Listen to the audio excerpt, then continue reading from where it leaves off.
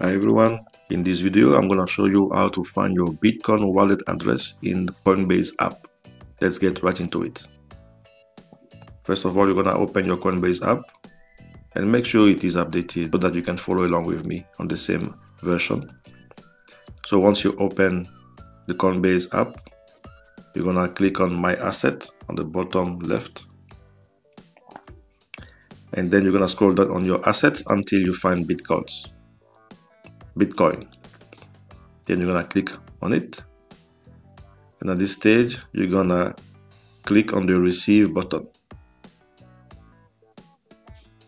and just like that you will have your Bitcoin address that you can copy and share it where you want.